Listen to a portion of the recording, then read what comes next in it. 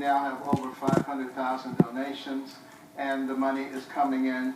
But the pundits forgot about one thing, and that is the people, and they are really in charge. Thank you, Dr. Carson. Let's move to Russia, if we could.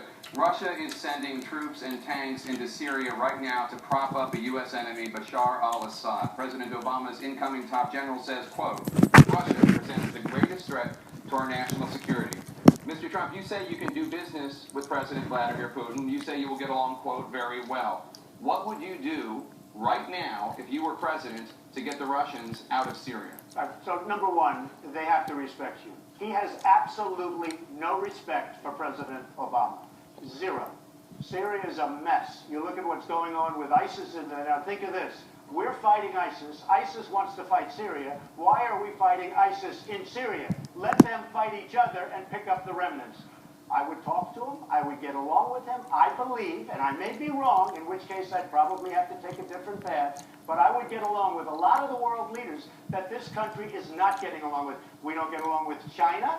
We don't get along with the heads of Mexico. We don't get along with anybody, and yet at the same time, they rip us left and right. They take advantage of us economically and every other way.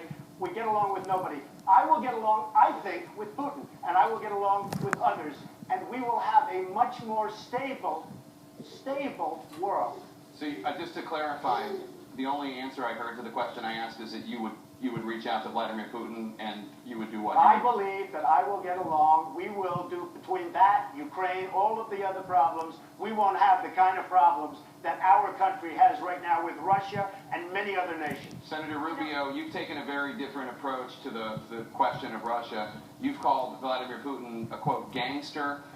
Why would President Rubio's approach be more effective than President Trump's? Well, first of all, I have an understanding of exactly what it is Russia and Putin are doing, and it's pretty straightforward. He wants to reposition Russia once again as a geopolitical force.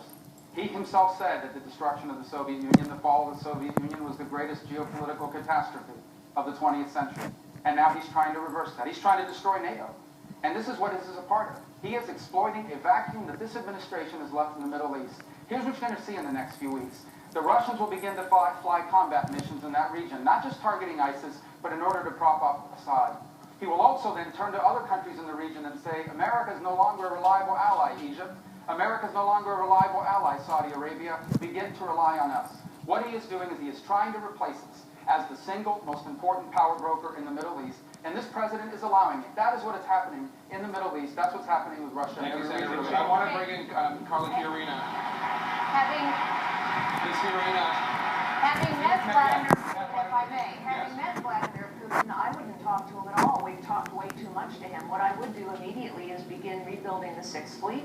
I would begin rebuilding the missile defense program in Poland. I would conduct regular, aggressive military exercises in the Baltic states. I'd probably send a few thousand more troops into Germany. Vladimir Putin would get the message. By the way, the reason it is so critically important that every one of us know General Soleimani's name is because Russia is in Syria right now because the head of the Quds force traveled to Russia and talked Vladimir Putin into aligning themselves with Iran and Syria to prop up Bashar al-Assad. Russia is a bad actor, but Vladimir Putin is someone we should not talk to because the only way he will stop is to sense, strike, and resolve on the other side. And we have all of that within our control. We could rebuild the Sixth Fleet. I will. We haven't. We could rebuild the missile defense program. We haven't. I will. We could also, to Senator Rubio's point, give the Egyptians what they've asked for, which is intelligence. We could give the Jordanians what they've asked for,